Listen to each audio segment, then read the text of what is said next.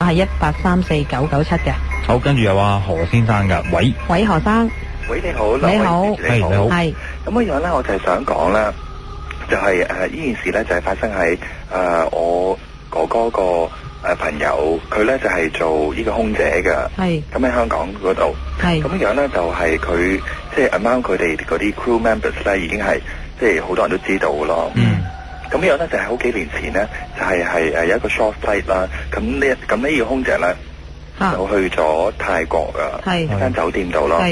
咁咧就即係到夜晚黑嗰時咧，咁佢好攰啦，咁瞓覺啦。咁佢就冇閂窗簾㗎。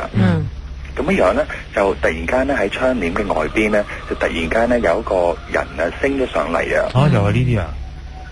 係啊，你講。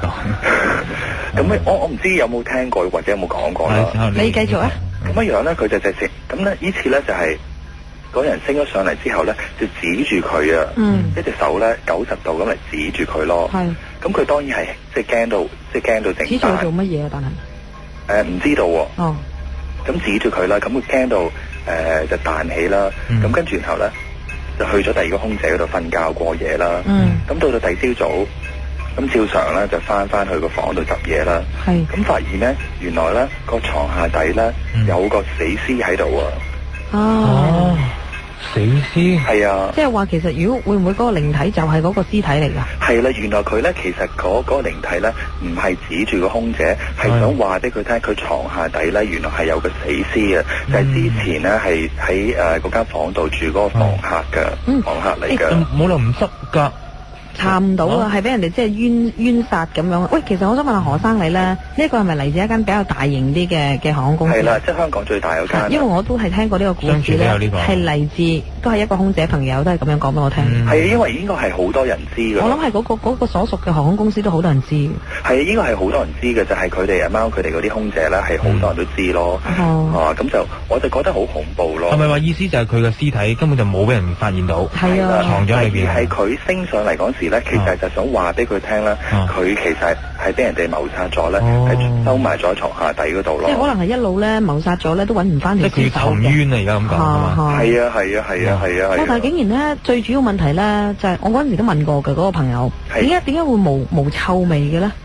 即係完全呢個死屍如果喺裏邊嘅話，基本上應該有臭味噶嘛，除非你即係製過，等於你好似無端端成為一個即係醃咗或者唔知點樣。係啊，點樣做法啦嚇？我哋就唔認識啦咁樣。咁但係點解會冇臭味咧？我相信唔會係話死咗好耐咯，同埋一般嚟講，即係喺酒店入邊咧都會有冷氣咯。唔係焗住嗰種。但係咧嗱，以我哋所平時睇新聞啦嚇，可以咁講，咁就裏邊都話基本上2日就已經發臭發脹㗎啦喎。其實都係啊，係啊，所以我一路都解釋唔到呢個謎。但係咧發覺就係話嗱，好似你今次你打電話上嚟啦，都係講應該係嗰間嘅航空公司啦。係我相信你都係聽過啦。係啊嚇，就我都係從嗰個航空公司嘅空中小姐話俾我聽嘅。係啊。咁樣咁，所以變咗個巧合性又好強㗎。即係呢個有少少解釋唔到嘅，點解啲人問到啦？係咪就係嗰個空姐點解問到？